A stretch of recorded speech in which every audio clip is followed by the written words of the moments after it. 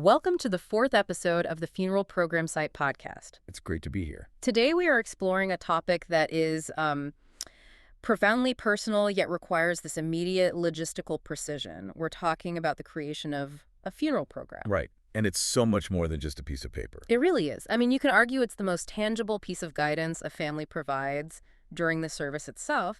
And of course, it's the most lasting keepsake afterward. A very lasting keepsake. So it needs to serve as a meaningful tribute, which is just an incredibly tall order when you are simultaneously dealing with, profound grief and this intense time pressure. And that's the real challenge, the time pressure. We know that when those small logistics start piling up, the whole process can just feel completely overwhelming. That feeling of overwhelm is precisely what we aim to address in this deep dive. Programs are so often created under the tightest deadlines, sometimes, within 48 to 72 hours of the service. Which is almost no time at all. It's nothing. So our mission here is to simplify that timeline by structuring the process and really demystifying the design requirements. Right. We've organized our discussion around three core pillars. Okay. First, we'll nail down the practical basics, so identifying the non-negotiable content and matching it to the right format. The what and the where. Exactly. Second, we'll move into design with intent, which is all about avoiding the common pitfalls that make a program look rushed. It's about ensuring professionalism and respect are visually communicated. That's a huge one, the visual element. It is. And finally, we'll examine the modern digital edge, covering everything from online speed to leveraging features like QR codes to enhance accessibility for everyone. Right. Understanding these options up front is really the shortcut to achieving quality without sacrificing your time or, importantly, your emotional bandwidth.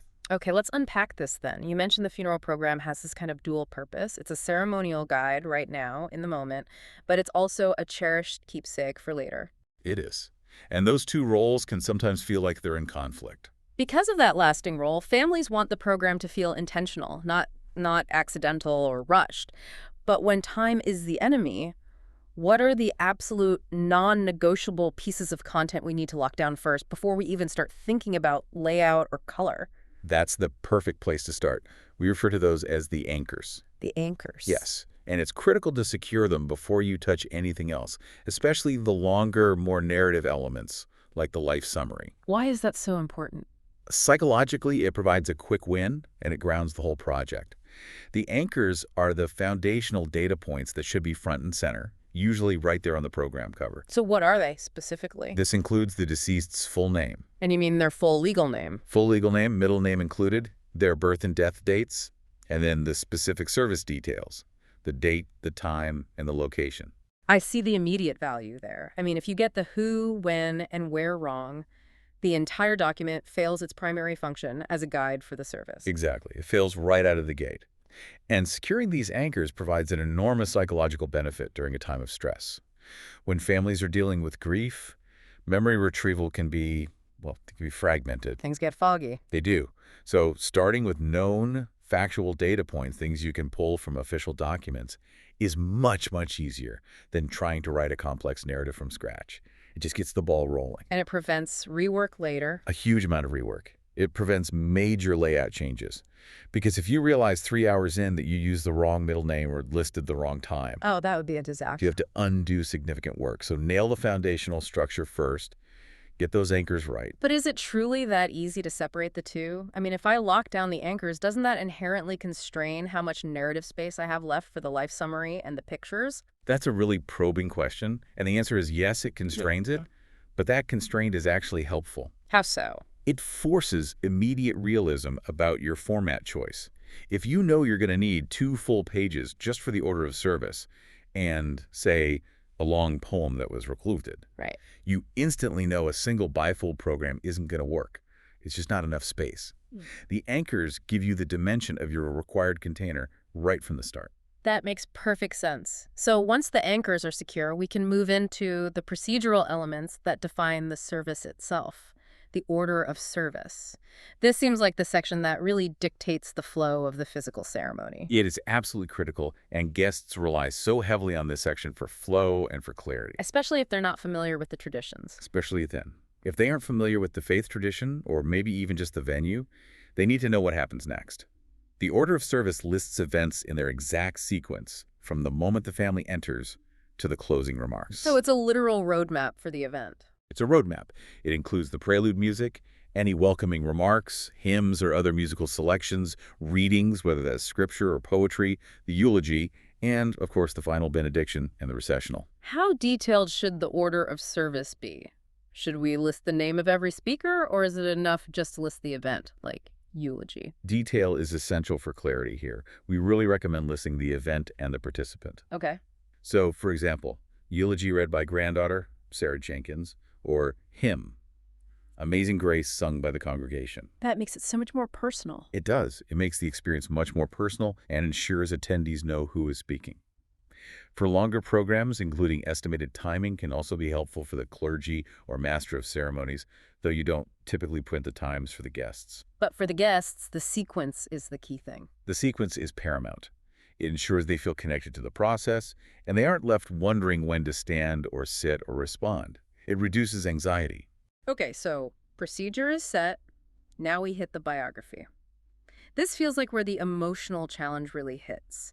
How do we tell a full, meaningful life story when space is finite and the writers are under such intense emotional pressure? You're right. It is the most challenging and, frankly, often the most read section of the entire program. The pressure to encapsulate a life. And to satisfy all the surviving family members with equal representation. Yes, that is immense. The goal has to be sincerity and impact over a comprehensive chronology. So you're not writing a Wikipedia entry? No, absolutely not. We advise families to focus on, say, 2 to 4 major life achievements or passions, rather than trying to list every single detail, every job, every distant relative. So we're aiming for a snapshot that captures the spirit of the person, not just a fact sheet. Precisely. If they loved gardening and volunteered at the local library for 20 years, focus on those 2 narratives. That gives the biography shape and warmth. And it tells a story. It tells a story. And remember, readability is paramount. Trying to cram a sprawling biography into too little space forces you to use smaller fonts and tighter line spacing, which immediately leads to clutter. And if the reader has to squint, the message is completely lost. It's lost. We recommend aiming for a maximum of, say, 400 to 500 words for a standard program. You have to prioritize clarity and breathing room on the page. That's a fantastic framework for managing length under pressure. And then there are the optional elements, the personal touches that sort of round out the tribute. Yes, the optional tributes are where genuine personalization can really shine through. What falls into this category? These are usually short selections like favorite poems, prayers, scriptures, or even brief acknowledgments. So messages of gratitude. Exactly. These sections allow the family to express gratitude to the attendees, the clergy, or maybe specific medical staff. Yeah. But there's a critical design point here. One meaningful verse or a short prayer often resonates far more deeply than 3 pages of crowded, tiny text. Less is more. Absolutely.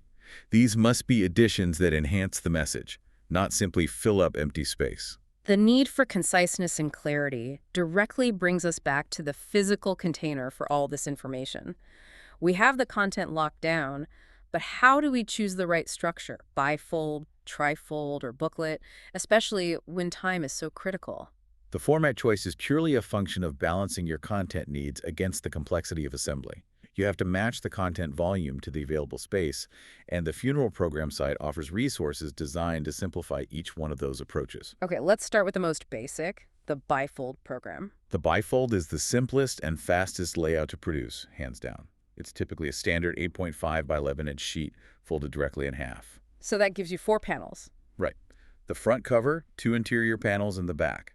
It's perfect for standard, concise services with just the essential content and a focused order of service. So if you have maybe 1 photo, the anchors, the service list, and a short bio. The bifold is your most efficient option. It also requires the least amount of complex cutting or stapling, which makes printing at home much, much easier. Efficient and straightforward. Perfect for minimal content or when the family needs to distribute hundreds of them quickly. Then you can step up to the trifold program. A bit more space. A bit more space. This usually utilizes a larger sheet, often 8.5 by 14 inches, folded into 3 vertical panels. Which gives you 6 surfaces to work with. 6 surfaces of focused content, exactly. This is great for programs that are a little longer, perhaps incorporating a second small photo or a slightly more detailed obituary, but you still need to maintain that narrow, focused feel. I can see how that vertical flow would work well for keeping the order of service separate from the biography without needing to jump to multiple pages. Precisely. The panels naturally guide the reader through the information in a very linear way. What's the However, limit? there is. If the family has gathered a truly comprehensive life summary, numerous photos, a long list of surviving relatives, or if they know the service will involve multiple speakers and extended readings, that's when you must turn to the funeral booklet. So the booklet is for when you truly need to tell the fuller story. Absolutely. The booklet format is necessary when you move beyond a single sheet of paper. It consists of multiple pages, 4, 8, even 12 pages, often bound by stapling right along the spine. And that extra real estate is key. It is. This format accommodates longer written tributes, dedications, photo collages, and detailed acknowledgments, allowing everything to be presented clearly without feeling crowded. So no more squinting at tiny text. No more squinting. Booklets are ideal when the service is very personal, maybe including personal letters or a gallery of photos from different life stages. The additional space ensures readability is maintained even with a high volume of content. So the format choice isn't arbitrary at all. It's a direct consequence of the emotional data the family wants to share. Exactly.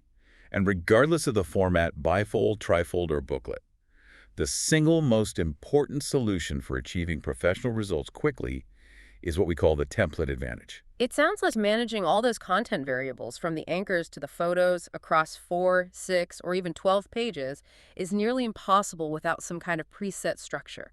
Is that why using a template isn't just a time saver, but a necessity? For a family under emotional duress, I would say it is absolutely essential. Templates remove the entire complex layer of design guesswork. What do you mean by design guesswork? Well, they handle critical technical elements, things like setting up the correct margins, the fold alignment, the spacing, the photo boxes. A grieving person shouldn't be struggling with design software trying to figure out terms like bleed or kerning. No, that's the last thing they need. The template handles the visual balance and the structure automatically. You simply focus 100% on the content, just replacing the placeholder text with your loved one's details. So you shift from being a designer to just being an editor. And that rapid shift drastically reduces stress and ensures a professional result, even when time is the biggest challenge you face. It essentially automates the technical compliance needed for a professional finish. It does. I mean, it's the difference between staring at a blank, intimidating page and staring at a perfectly organized document that's just waiting for your words. That psychological difference is huge when you're exhausted and overwhelmed. That moves us seamlessly from the logistics of content to the visual presentation. And this is where it gets really interesting, because design choices quietly communicate care and respect. They absolutely do. We know that a program looking cheap or rushed isn't due to a lack of devotion. It's usually the result of decision fatigue and just high-speed execution under pressure. So what makes a program feel polished versus rushed, and what are the fastest giveaways of low quality? The perception of quality is entirely tied to execution and consistency, not necessarily the budget. So it's not about how much money you spend. Not at all. When a program is described as cheap, people are usually reacting to a lack of polish. It feels thrown together, it's hard to read, or it's physically flimsy. Quality is demonstrated through readability, using sturdy paperweight, ensuring print clarity, and crucially, accurate trimming and consistent folding across the entire stack. So the unfinished look is essentially the visible byproduct of that emotional overload, where small details were sacrificed just to get the printing done on time. Precisely. And the good news is that these critical mistakes are surprisingly easy to fix, even on a tight timeline, once you know what to watch for. If you approach the task with intent, you can eliminate most of these errors. Let's start with one of the most common and, I think, painful visual mistakes: photo quality. A poor photo can instantly undermine the whole tribute. It really can. The photo on the front cover is the emotional centerpiece of the whole document. If it's blurry or pixelated or heavily artifacted, it gives an immediate impression of low quality. And this often comes from grabbing a photo from the wrong place, right? It does. It often results from families grabbing a small image, say a thumbnail from an old text message or a heavily cropped profile picture from social media, and then trying to blow it up to cover a significant portion of the page. And the image just disintegrates. It just falls apart. What's the simple rule for the learner to follow to avoid the pixel breakout, as you call it? The non-negotiable rule is use high-resolution photos. Ideally, you want the original files, not screenshots. A simple test you can do is just zoom in on the photo on your computer screen. If it looks chunky or jagged before you even print it, it'll look 10 times worse coming out of the printer. So what if you only have an older, lower resolution photo, which happens all the time? It does, and in that case, do not enlarge it beyond its native size. Instead, consider using it smaller, perhaps framed with a soft border or used as part of a collage so the imperfections are less noticeable. A sharp, simple image always conveys more quality than a large, distorted one. I can vividly imagine the attempt to use the perfect but tiny Facebook profile photo from 2009. That's the classic high-res trap. It absolutely is. And following close behind photo issues is the clutter problem. The instinctive desire to fit every name, every story, every quote onto the available space. That effort is understandable. The family wants to honor everyone and everything. But what does it do to the program's quality? It's detrimental to readability. Trying to cram a lengthy obituary and multiple long poems results in microscopic text, zero-line spacing, and margins that disappear right to the edge of the paper. It just looks desperate. It looks desperate and unprofessional. It makes the reader feel like they're doing work just to access the information. So how do we fix that? What is the practical design solution for dealing with too much content? The solution is to prioritize white space. The empty parts of the page. Exactly. White space is intentional. It's not wasted paper. It's the critical breathing room that makes the document comfortable to read. That makes a lot of sense. For someone experiencing grief, their cognitive load is already high and their concentration is low. Ample white space reduces that cognitive burden. It communicates calm and clarity. So you should deliberately shorten sections. You should deliberately shorten sections or increase the size of the margins, ideally aiming for margins of at least 0.5 inches to ensure the content doesn't feel suffocated. If you simply can't shorten the text, you must choose a larger format, like the funeral booklet, to give the content the room it needs to breathe. That connects the design right back to the emotional state of the guest reducing their stress. What about consistency, specifically in font choices? The quick slide toward inconsistency in typography is another major giveaway of a rushed job. You see this all the time. You do. Yeah. Mixing too many font styles, say a script font, a chunky serif, and a modern sans serif, all on one page, makes the program look chaotic and assembled rather than designed. And using those really decorative fonts for the main text. That's a huge one. Using decorative or script fonts for the bulk of the body text is a common mistake that drastically reduces readability, especially for older attendees or in dimly lit funeral home settings. So what is the best practice for typography under pressure? Stick to a strict limit of one or, at the absolute most, 2 consistent font families. That's it. Just 2. That's it. Choose a clean, simple sans serif font like an Arial or a Calibri for headings and captions for a modern, crisp look.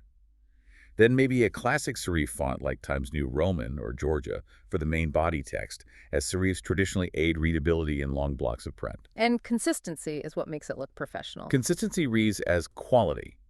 Use font weight like bold or light to create hierarchy, rather than changing the actual font family. This immediately elevates the design from a basic DIY project to something that looks professionally polished.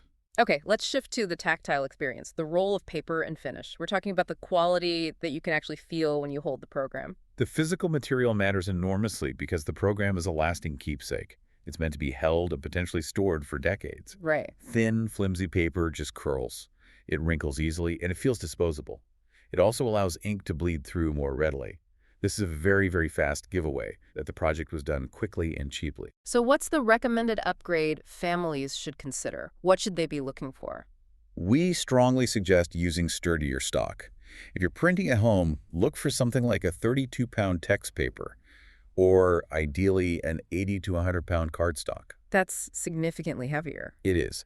That heavier weight holds its fold better, it resists curling, it looks cleaner, and it immediately feels more intentional and respectful in the hand. It makes a statement about the value placed on the tribute.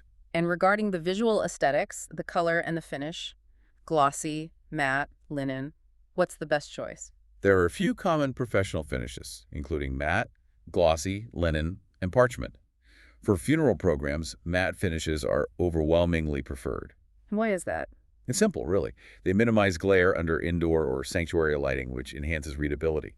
Glossy can look vibrant, but it catches every reflection, and it makes the text much harder to process. And the color palette? For the color palette, stick to respectful and calming aesthetics.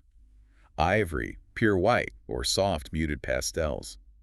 The design should silently support the words and the memory, not visually shout or distract from the content. Even with the best design and the best paper, the final execution, the actual printing is where it can all go wrong. What are the printing best practices to avoid a disaster right at the finish line? You must test, test, and test again. Before producing 50 or 100 copies, always print a single test copy first. Just one. Just one.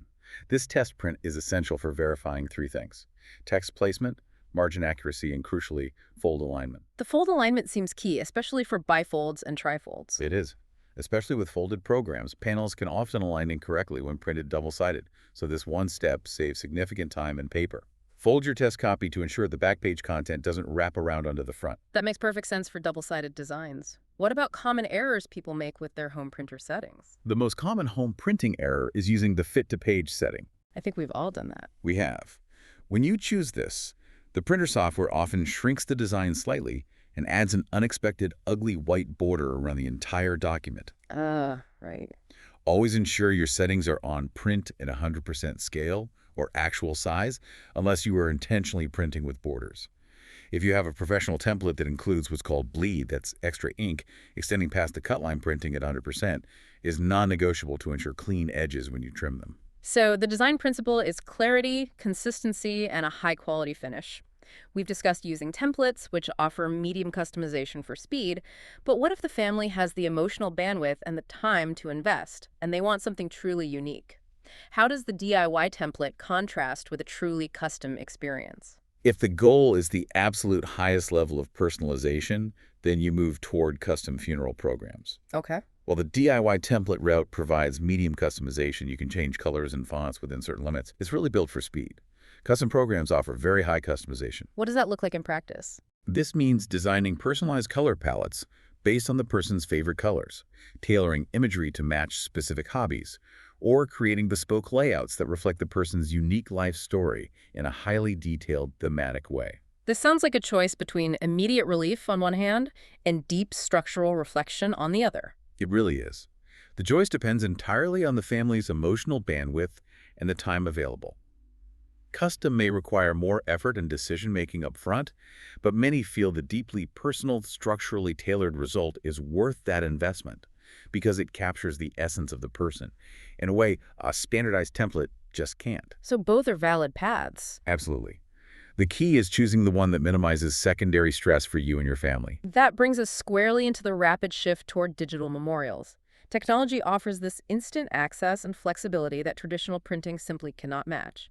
We know printing and mailing are huge logistical hurdles when time is short. Huge hurdles. So what does the modern digital edge mean for families today? How do we leverage things like PDFs, links, and particularly QR codes to enhance the physical service and immediately reach remote guests? The digital options are truly transformative, especially when you're dealing with geography or extreme timelines. The benefits of digital funeral programs are substantial, touching on accessibility, cost, and efficiency. Let's start with accessibility, which I imagine has become so critical in the post-pandemic era. Absolutely. Digital programs, typically finalized as PDX or hosted online as a link, are perfect for virtual services or for reaching out-of-town guests instantly. So no more overnight shipping. You can share them immediately via text, email, or a dedicated memorial webpage. This avoids the anxiety and the cost of rush shipping entirely. If you have family members across the globe, digital is really the only way to ensure they feel included in real time. And the efficiency of digital seems to solve those clutter problems we discussed in the design section. The space limitations are basically gone. That's a huge bonus. Digital programs offer efficiency by eliminating printing costs and paper waste, which appeals to a lot of environmentally conscious families. Right.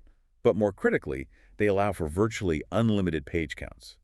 You are no longer constrained by the physical fold or the need to keep stapling sheets together. Which means you can include more. So much more.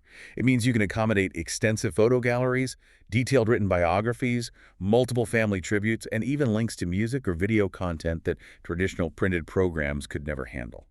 And when timelines are compressed, we're talking 24 hours, maybe even less digital, is essentially the guaranteed fastest solution. It is the fastest, most reliable option for extreme urgency because you bypass the entire production chain of paper purchasing, test printing, folding, and delivery. Once the content is approved, it's instantly live and shareable. That functionality is perfect for remote guests, but I also see it being incredibly useful for in-person attendees who might want to save the program digitally without worrying about losing the physical copy.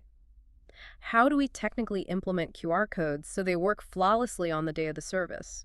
Implementing QR codes effectively requires one non-negotiable technical prerequisite. The code must link to a live URL. A live URL. It needs to point to a hosted file or a web page where the digital program actually resides online. Wait, hold on. So I can't just create a funeral program in Microsoft Word, save it as a PDF on my desktop, and then link a QR code to that file on my computer. Correct. That's a very common misconception. Standard printable templates designed for desktop software like Word, Publisher, Apple Pages are just print files. They're not hosted web assets. So they don't live online. Right. For the QR code to work universally when scanned by hundreds of different phones, the file must be uploaded to the internet and given a shareable, public, live link, a URL. So this means uploading the final PDF to some kind of cloud storage. Exactly. Cloud storage like Google Drive, Dropbox, or a dedicated memorial website. Okay, so the hosted file with a public URL is the absolute key. Let's walk through the simplified process of getting that code from the hosted link to the service entrance. We need clear, actionable steps for the learner. Okay, let's define the 8 critical steps that will ensure a smooth implementation. 8 steps. Let's do it. First, finish the digital program. Design the content with a screen-friendly layout, meaning you might want to use slightly larger fonts and ensure high contrast for reading on a phone. Step 2. Second, host it online. Upload that final PDF file to a reliable hosting platform and generate a shareable public URL. This is critical. Ensure the sharing permissions are set to anyone with a link in view. Not restricted. Never restricted. Fair. Third, copy the link and test accessibility.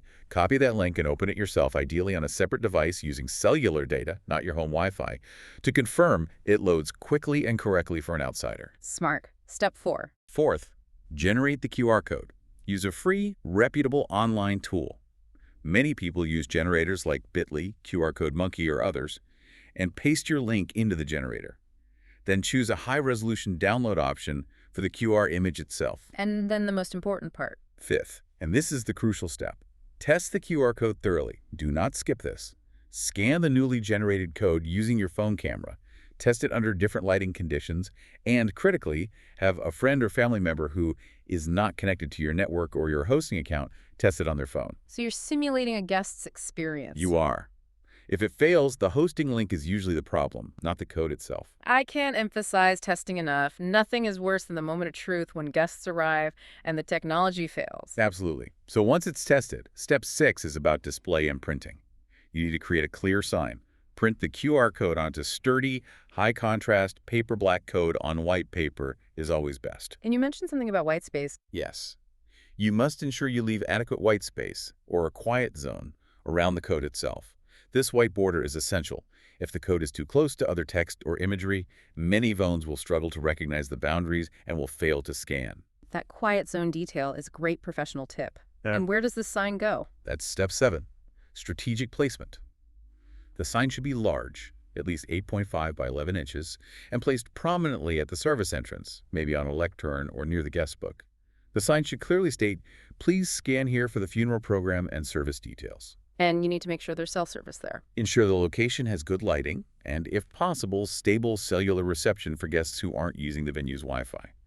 And finally, step 8, remote sharing. Text or email the direct QR code image or the URL link to family and friends who are attending remotely. This instant distribution ensures global access and avoids any last-minute stress about sharing information. That is an incredibly comprehensive guide for what can otherwise feel like a daunting technical task. As we look at content creation within this digital and urgent context, families are still dealing with the immense emotional challenge of writing an obituary or simply gathering memories while under this intense time crunch. This is where we circle back to the support structures available to reduce the stress on the family. We recognize that even with templates, the burden of content creation remains. You have to decide your comfort level and your capacity. So what are the two extremes of support that are available? Well, on one end, you have the DIY template route. This offers maximum control over every word, and it starts very quickly. But it requires the family to manage all the editing, the layout adjustments, and the printing logistics. Great for people who are comfortable with technology and need speed. Exactly. The other extreme is the done-for-you service. And this is This offers the least stress. Professionals handle the entire process, from the initial design and photo cleanup to the formatting, alignment, and final printing. Minimal involvement is needed from the family. They just provide the text and photos, and the company handles the polished product. The choice really is about whether the family needs maximum control or minimum emotional engagement with the logistics. Precisely. And that's why we highly recommend the hybrid approach for many families. It's a middle ground. How does that work? You maintain control over the most meaningful part, the content, by editing a preset template yourself. That's the DIY element. But then you outsource the anxiety-inducing part, the professional formatting, printing, and finishing. So what specifically does the professional finish alleviate in that hybrid approach? It alleviates all those common mistakes we discussed earlier. The poor paper weight, the folding misalignment, color inconsistency, trimming errors. By editing the template and then submitting it to a professional printer, you ensure the finished product doesn't suffer from the errors that so often occur during home printing under pressure. So you get the best of both worlds. You do. It provides a highly polished, high-quality layout without requiring the family to manage the logistical burden of physically producing the items themselves. It saves time and ensures a respectful presentation. It's personal content control with professional quality execution. If we connect all these elements back to the bigger picture, the key insight is this. The simplest path during a time of grief is the one that minimizes secondary stress. Exactly. It reduces the number of steps and the complexity of the decisions required. The right choice, be it a simple bifold template, a custom-designed booklet, or a fully digital QR code approach, depends entirely on the family's comfort level, the time available, and the content they wish to share. It's about what works for you in that moment. What matters most is choosing an approach that feels manageable and, of course, respectful of the loved one's memory. So what does this all mean for you, the learner, navigating this difficult process? We have 3 clear takeaways from this deep dive into creating professional and meaningful funeral programs quickly and respectfully. First, practicality. Always start with the core content anchors first: the full name, the dates, the time, and the order of service. Gathering this foundational, factual information up front is a psychological relief that streamlines the entire overwhelming process. Get the facts down first. Second, Polish. The quality of the tribute is defined by clarity and consistency. Avoid that rushed look by investing in good paperweight, ensuring you have high-resolution photos, and prioritizing clean, consistent design with ample white space and clear, legible typography. That white space is not wasted space. It's not wasted. It reduces the cognitive load for grieving guests. And third, progress. Embrace the digital edge. Utilize digital programs and QR codes for instant accessibility, especially for remote guests and when you are facing extremely urgent timelines. And remember that hosting requirement. Remember the hosting requirement, a live URL to ensure those codes function reliably when scanned. The funeral program site offers a specialized, balanced approach for both high-quality templates and professional printing, ensuring you have clear options and dependable, beautiful results. That's right. Finally, remember this. The program itself serves a function far beyond the ceremony. It is often revisited on anniversaries, shared with future generations, and kept as a tangible reminder of love and reflection. The act of creating the program can be part of the healing process. It forces families to reflect and slow down during an uncertain time, focusing on the story they want to tell. Consider how you can use that physical keepsake, even years later, to maintain the memory, perhaps by placing it with other memorial products like a guest book or a memory blanket, keeping that tangible tribute alive. A beautiful thought. Thank you so much for listening to episode 4. Make sure to tune in next time for more insights on honoring your loved ones.